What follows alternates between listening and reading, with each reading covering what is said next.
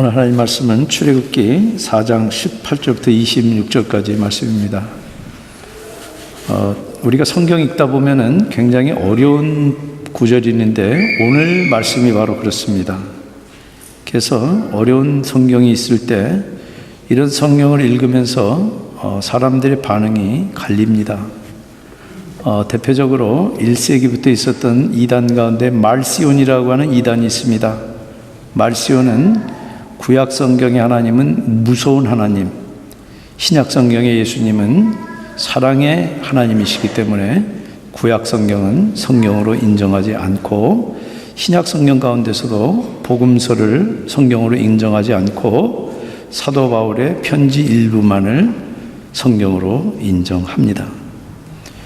그렇게 해서 하나님의 말씀을 제안하고 나면은 하나님의 말씀은 도덕 교과서가 됩니다. 이렇게 바른 생활 지키고 바르게 살아라. 생명하고 아무 관련이 없는 책이 되고 맙니다. 그러나 하나님의 말씀을 우리가 이해하기 어렵더라도 과연 하나님 말씀 그대로 우리가 받아들일 때 그 말씀이 우리 안에서 우리를 살리는 능력이 됩니다.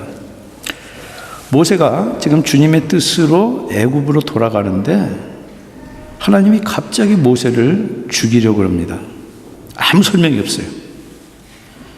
그러니까 주석마다 여러 해석이 있고 그리고 설교마다 온갖 상상력을 동원하는데 focus on the text, 우리가 본문에 집중해야 됩니다.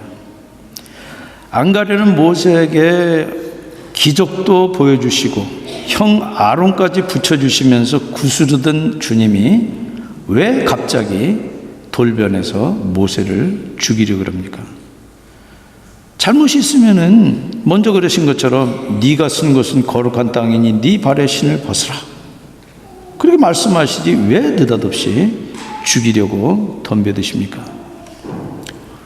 그러니까 모세 아내가 무슨 이유인지 모세 아내는 지금 벌어진 일을 알고 황급하게 아들을 할례하고 그 아들을 할례한 표피를 남편의 발에 던지면서 모세를 피난편이라고 부릅니다. 피난편. 그래서 오늘 설교 제목이 피난편입니다. 근데 이게 무슨 뜻입니까? 그런 궁금증을 가지고 오늘 본문들을 한번 같이 읽어보십시다. 출애굽기 4장 18절부터 26절까지 제가 짝수절 여러분들 헛수절 읽고 마지막 26절은 같이 읽겠습니다. 모세가 그의 장인 이드로에게로 돌아가서 그에게 이르되 내가 애굽에 있는 내 형제에게로 돌아가서 그들이 아직 살아있는지 알아보려 하오니 나로 가게 하소서. 이드로가 모세에게 평안히 가라 하니라.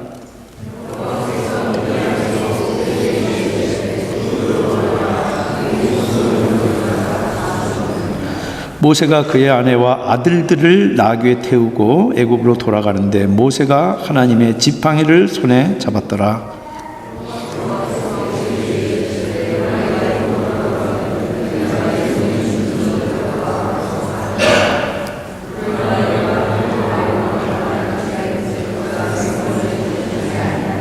너는 바로에게 이르기를 여호와의 말씀이 이스라엘은 내 아들 내 장자라.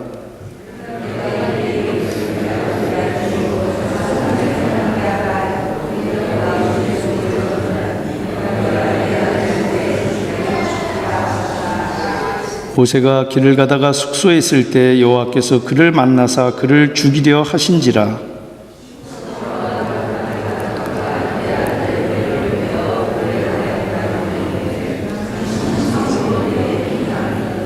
(20절) 같이 읽겠습니다. 여호와께서 그를 놓아주시니라. 그때 십보라가 피난편이라 함은 할례 때문이었더라. 같이 기도하시겠습니다.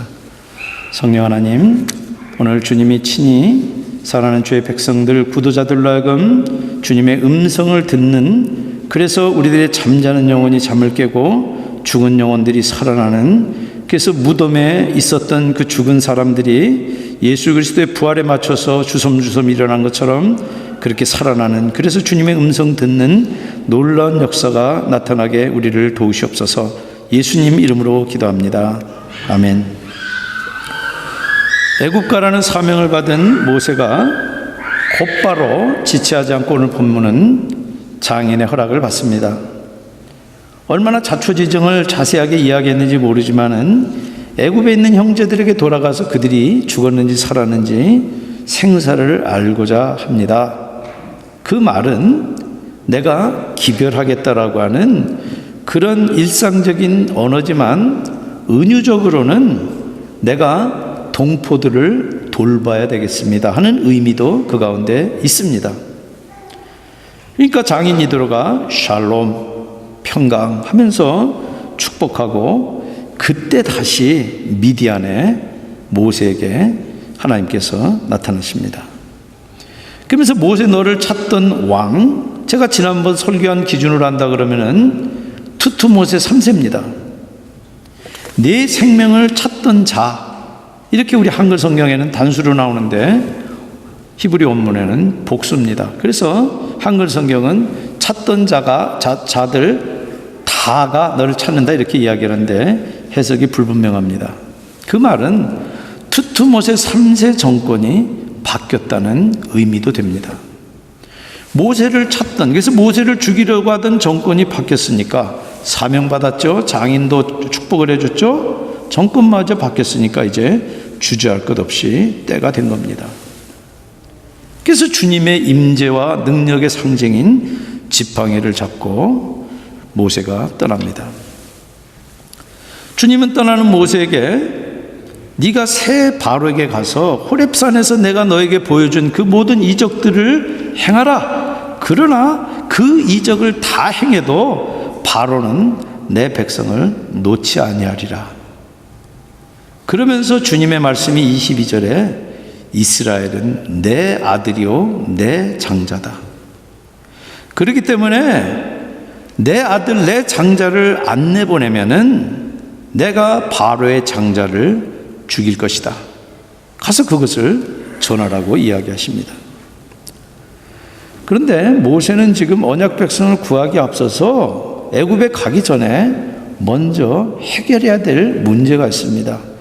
여러분들 신앙은 언제나 doing 이전에 being입니다.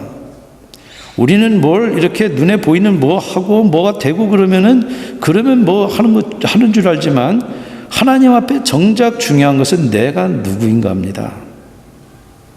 그거는 모세가 아니라 그 누구라 할지라도 그것이 가장 중요한 이슈예요.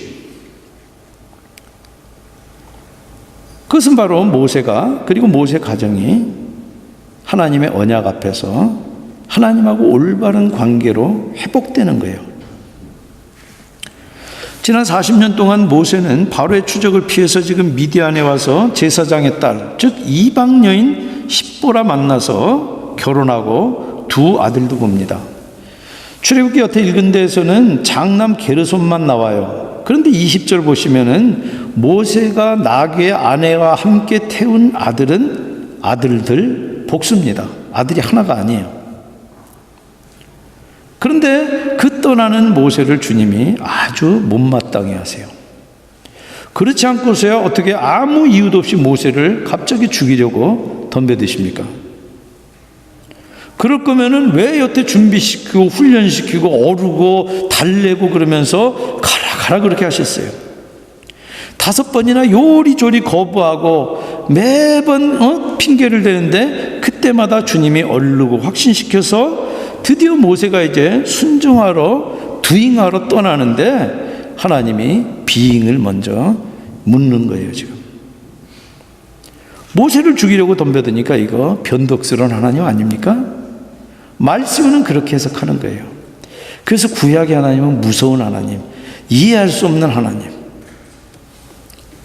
우리가 24절부터 26절까지만 가지고는 하나님이 왜 그러셨는지 분명치가 않습니다. 이해가 어려워요. 모세와 주님 사이에 다루어야 할 문제가 있는 건 분명한데 그게 도대체 무슨 문제냐는 게 거기 지금 아무 단서가 없잖아요. 그래서 오늘 이 본문을 가지고 2000년 넘는 거의 구약 이 랍비들의 미시나까지 따지면은 거의 3000년에 가까운 해석사가 있습니다. 그래서 그 해석자마다 모세를 죽이려고 했던 주님의 동기를 찾기 위해서 몰입하지만 거의 대부분이 이유를 설명을 못해요. 왜냐하면 주님의 마음을 온전히 알 수 있는 인생이 없기 때문에 그렇습니다. 그래서 사도 바울도 삼층천을 올라갔다 왔다는 그 신비한 경험을 했던 사도 바울도 뭐라고 그럽니까? 우리가 지금 보는 것은 마치 구리 거울을 보는 것과 같이, 그 1세기 때는 거울을 지금 같은 그런 밝은 거울이 아니에요. 지금 조금만 안 닦으면은 그냥 때가 껴서 보이지 않는 그런 구리 거울 들여다보는 것 같지만은 그때에는 주님과 우리가 얼굴을 마주 대하고 볼 것이다. 그래서 이 본문도 사실은 제가 이렇게 연구하고 설교를 하지만은 아마 주님 앞에 가면은 야, 박한주 목사가 이렇게 엉터리로 설교하디 아마 그랬을 가능성도 있습니다.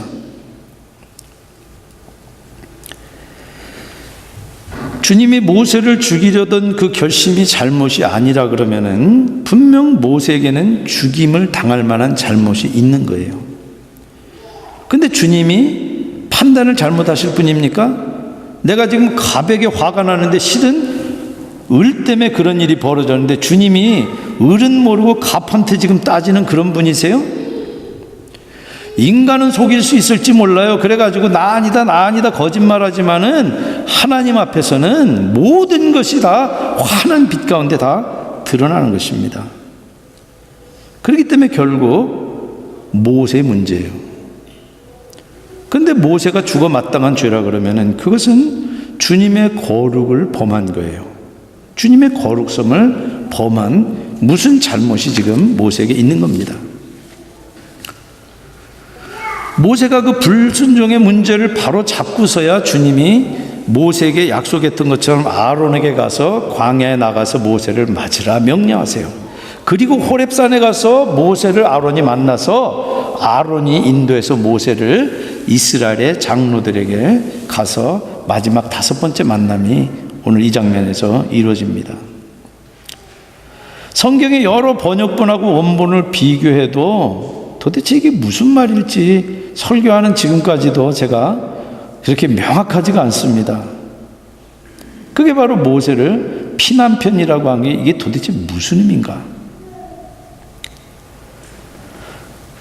이 구절을 이해 못하면은 왜 주님이 모세를 죽이려고 하시다가 풀어주셨는지 퍼즐이 맞질 않습니다. 오늘 우리가 읽은 이 개역개정 성경도 이해하기 좀 어렵게 모호하게 번역이 됐어요. 그러나 오역은 아니에요. 그런데 딴 번역들은 원본의 의미하고 달라져 버립니다. 공동 번역에서는 당신은 피로 얻은 나의 신랑, 가톨릭 성경에서는 나에게 당신은 피의 신랑, 현대 성경에서는 당신은 참으로 나와 피로 맺어진 남편이에요. 러브스토리 같잖아요. 근데 히브리 원문을 읽어보면은 그런 뉘앙스가 아닙니다. 히브리 원문에 나오는 그 뉘앙스는 제가 뭐 잘못했을 때 제 아내가 저를 부르는 그런 뉘앙스예요. 성경 어디도 십보라가 핏값으로 남편을 얻었다는 내용이 없습니다. 더군다나 십보라가 자기 아들의 양피에서 흘러나온 피를 가지고 모세와 부부의 연을 맺었다? 그건 말이 되질 않습니다.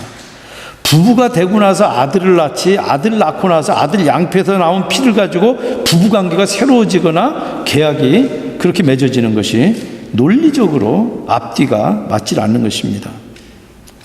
그런데 전후 맥락과 모세 가족사를 우리가 상상력을 동원해서 추정을 해보면은 퍼즐이 조금 풀려요. 출애굽기 4장 20절에 아내와 아들들을 낙에 태우는데 출애굽기 2장 22절에 보면 장남 게르손밖에 안 나옵니다. 근데 차남이 역대상 23장 15절에 보면 엘리에셀이 나와요. 근데 이 단서를 우리가 찾으려면은 십보라의 행동을 잘 살펴볼 필요가 있습니다. 왜냐하면 이 장면에서 플롯이 십보라의 행동과 말에 의해서 팍팍팍 진행이 되기 때문에 십보라의 말과 행동이 굉장히 중요한 단서입니다. 십보라의 행동이 이 위기의 긴장을 해소시키고 결국 모세를 죽음의 고비에서부터 건져내요. 근데 십보라의 행동도 설명이 없기 때문에 도대체 이게 왜 그럴까? 참 이해하기가 어렵습니다. 분명한 것은 십보라가 모세를 구하려고 사건에 뛰어드는 겁니다. 근데요, 많은 경우에 편지 쓸 때도 우리도 그렇습니다. 구약 성경에 어떤 부분을 그냥 생략하는 경우는 어떤 경우입니까? 이 이야기를 받아서 읽는 사람에게는 설명이 필요 없을 때는 그거 다 생략하는 거예요. 그렇기 때문에 지금 이 성경이 쓰여질 이 당시의 1차 독자들에게는 구태여 그런 설명이 필요 없을 만큼 분명한 문제인 거예요. 그렇지만 우리는 지금 그때하고 시간적인 갭이 3000년 이상이 있기 때문에 이해가 안 되는 거예요. 그런데 십보라 때문이든 모세가 부주했던 간에 26절에 보면은 단 한 단어로 이유가 나오는데 그게 뭐냐면은 언약의 증표인 할례를 범했다. 할례 때문이라고 나와요. 지금 자연인인 모세라 할지라도 언약 백성 가운데서 할례 받지 않으면 끊어지는데 하물며 언약 백성들 할례 받은 사람들의 그 그룹의 대표자로 그들을 애굽으로 또 끌고 나와야 될 사람이 할례에 소홀한다는 것은 있을 수 없는 일이에요. 할례는 언약의 증표로 하나님이 당신의 언약 백성들에게 주신 겉으로 드러나는 외적 증표예요. 근데 하나님이 지금 모세에게 당신 백성을 바로한테 가서 뭐라고 얘기하라 그럽니까? 이스라엘은 내 아들이고 내 장자라고 그러잖아요. 내 아들이고 내 장자된 표가 바로 할례인데 모세가 그 부분에서 지금 부주의한 거예요. 이방인의 땅에서 미디안 제사장의 목동으로 살 때는 문제 없어요. 그러나 지금 주님의 부르심대로 할례 받은 언약 백성들을 구하러 파송될 때는 이거는 다른 문제라는 거예요. 그래서 주님은 모세가 사명을 감당하기 전에 언약 백성들을 구원하기 전에 먼저 너부터, 먼저 네 가정부터 바로 세우라고 하신 것입니다. 그래서 지난주에 제가 설교한 디모데전서 3장 5절에도 사람이 자기 집을 다스릴 줄 알지 못하면 어찌 하나님의 교회를 돌보리요. 할례 받지 않은 아들 문제를 가지고 지금 모세를 다루시는 거예요. 물론 오늘 본문을 이 원문으로 히브리 원문으로 읽으면은 모세라고 하는 이 죽이려고 하는 대상의 목적어에 모세라고 하는 고유명사가 나오질 않습니다. 전부 다 대명사 그라고 나와요. 그렇기 때문에 구약성경 히브리어를 헬라어로 번역한 70인역에는 오늘 이 본문이 전혀 의미가 다릅니다. 거기 신학적인 의미와 해석을 더해가지고 번역을 하는 바람에 이게 같은 성경 번역한 거야? 그런 느낌이 들어요. 그랬을 때 십보라가 즉시 차돌로, 여러분들 여호수아에서도 보면 같이 그 돌을 깨서 날카롭게 한 것을 가지고 그 남성의 성기의 끝 표피 끝자락을 잘라내는 것이 할례입니다. 그런데 거기 보시면은 대상이 자기 아들 단수예요. 아마 십보라가 장남 게르솜을 모세가 할례하는 것을 보았을 거예요. 그리고 지금 여기 아무 설명은 없지만 십보라는 지금 왜 여호와 하나님이 모세를 다루시는지 금방 알아차려요. 그러면서 선뜻 할례를 한 것을 보면은 이 문제가 지금 모세에게 걸려있는 이 문제가 바로 할례라고 하는 것을 십보라는 곧바로 알아차린 거예요. 그래서 할례한 그 아들의 양피를 즉시 남편 발 앞에 던지니까 26절에 여호와께서 모세를 놓으시니라. 아마 모세가 어떤 스트로크가 왔든지 아니면 어떤 큰 죽을 그런 상황 가운데서 살아난 겁니다. 그러면서 모세를 피난표한 그러는데 26절에 할례 때문이라고 아주 단 한 단의 짧은 해석을 거기다 붙이고 있습니다.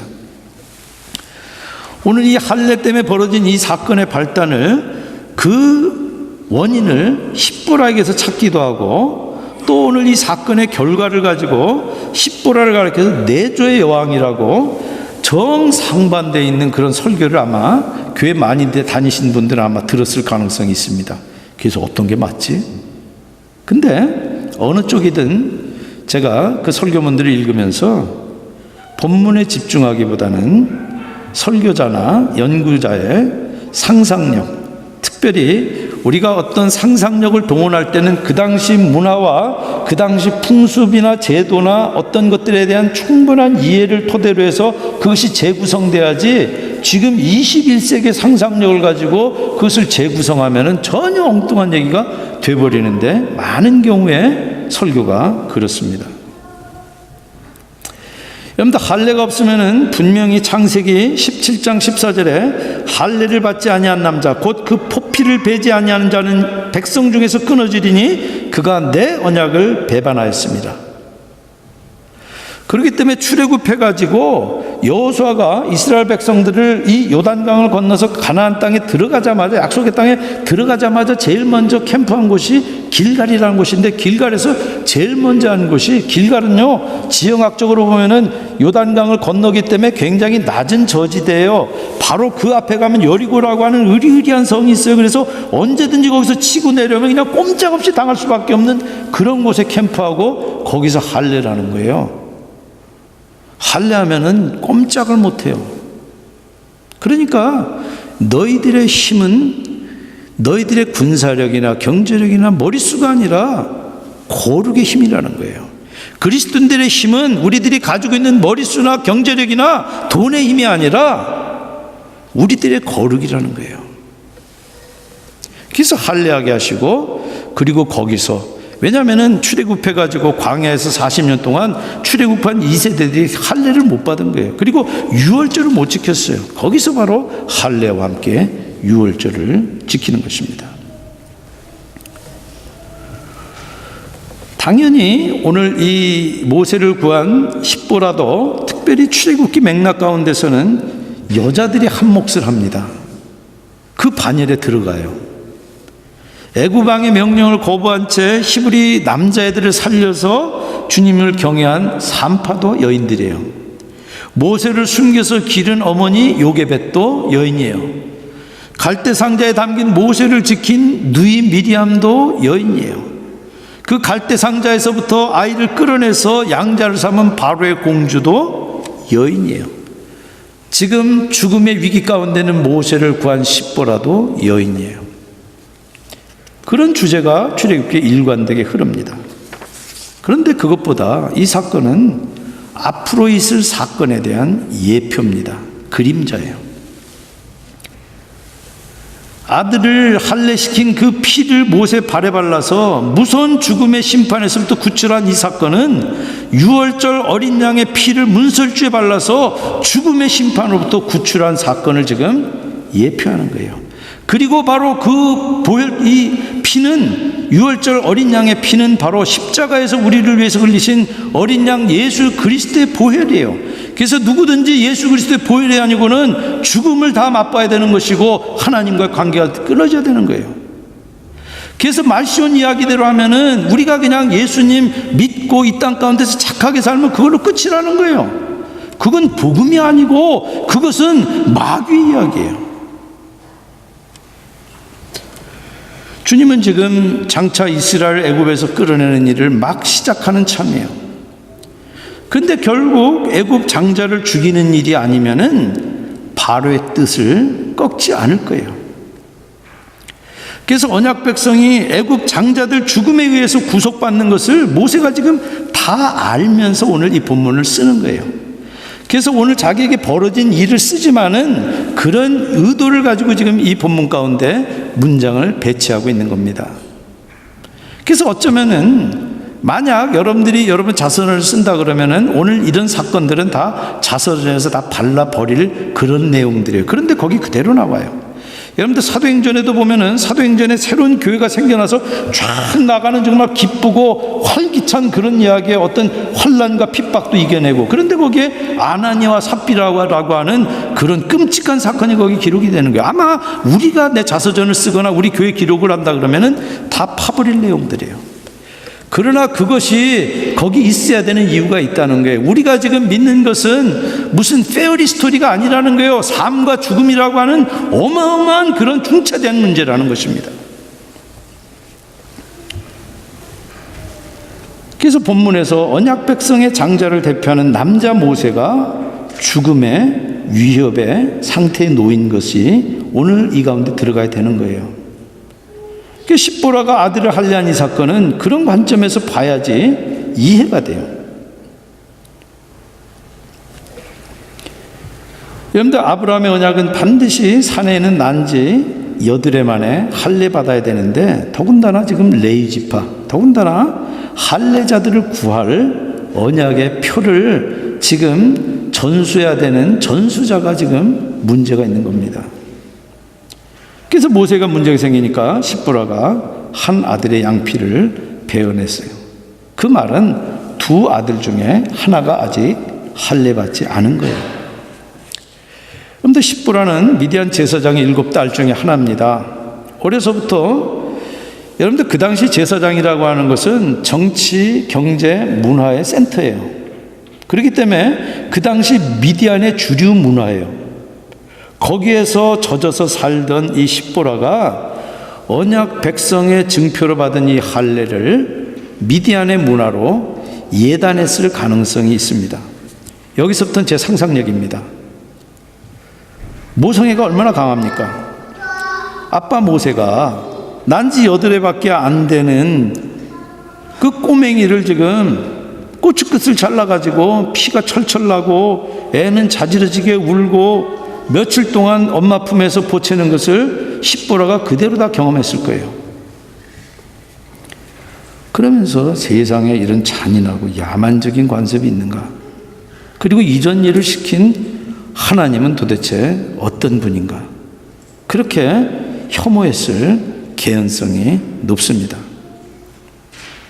첫 아들 할례 준다 그랬을 때는 그 내용이 어떤 건지 정확하게 지금 몰라가지고 그럽시다 그랬는데, 그 실체를 보고 나니까 둘째 때는 이 지금 십보라가 결사 반대했을 가능성이 많습니다. 집에서 많이 일어나는 일이잖아요.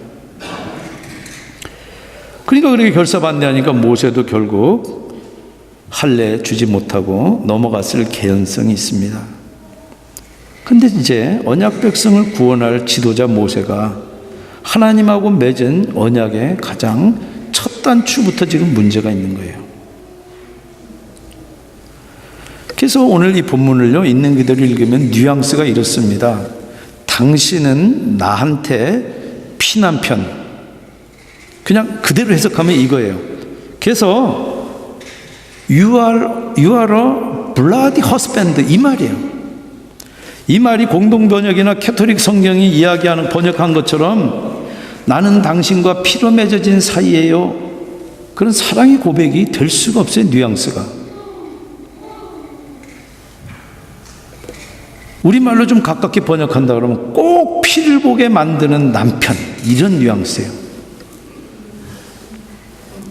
그러니까 그 말 뉘앙스에는 왜 그러냐면요, 우리가 모든 언어가 이 문자화되는 순간에 그 문자에 담겨있던 뉘앙스가 다 죽어버리잖아요.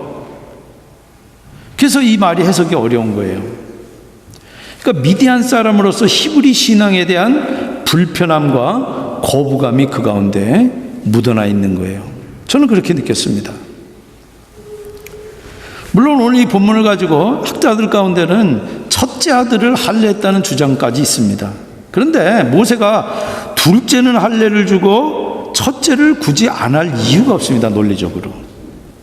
그리고 만약 둘 다 할례를 못 받은 상태에서 첫 아들을 먼저 할례했다 그러면은 둘째는 아직 할례 못 받은 거예요. 그런데 하나님이 언약 백성은 누구나 다 받게 해놓고 하나 받았으니까 그냥 나머지는 덤으로 그냥 사사오입으로 그냥 통과?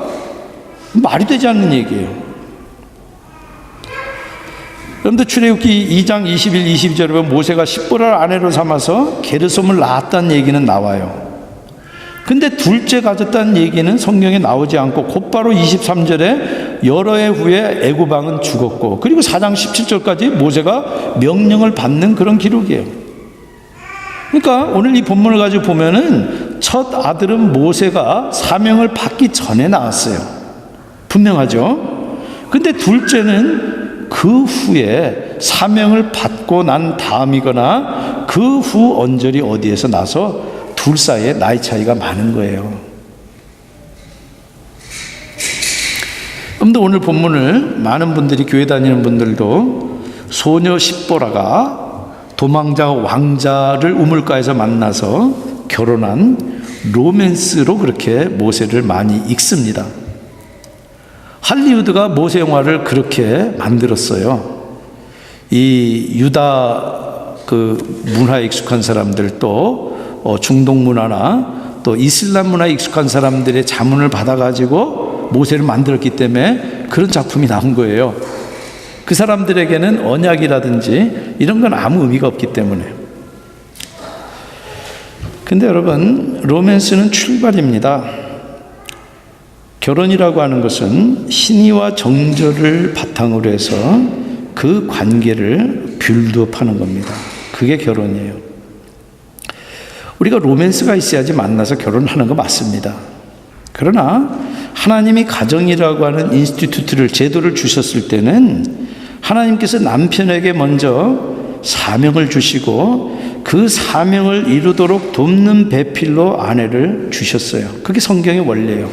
그래서 그 가정에 문제가 있으면은, 지금 이 십보라에게 그 원인의 귀책 사유가 있다 그러면은 하나님이 지금 십보라 이리 와, 그래서 십보라를 손보셔야 될 텐데 십보라는 부르지도 않아요. 모세 이리 와. 여러분들, 하와가 유혹해서 아담도 함께 선악을 알게 하는 나무의 열매를 따먹은 다음에 하나님께서 하와 이리 와 그러십니까? 아담 이리 와. 아담하고 핸들하세요. 여러분들, 그래서 남성들이 가정에서 영적 리더십을 회복해야 됩니다. 그래서 정말 우리 이 가정이, 하나님께서 이 땅 가운데 우리에게 생명을 주시고 그리고 특별히 어떤 사명을 우리에게 주시는데, 그 사명을 우리가 어떻게 이뤄나갈지가 우리들이 분명하게, 마치 제사장과 같은 그런 분명한 의식을 가지고 가지 않으면요, 그러면 문제가 되는 거예요. 지금 모세처럼.